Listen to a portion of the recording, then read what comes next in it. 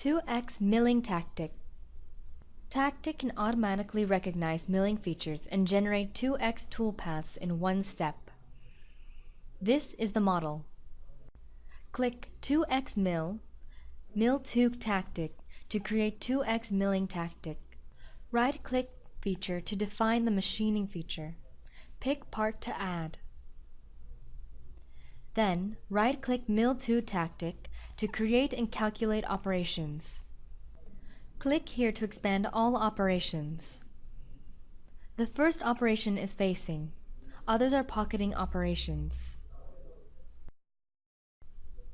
Right-click first operation to verify toolpath. Click Play button. Now you can visually see the tool movement.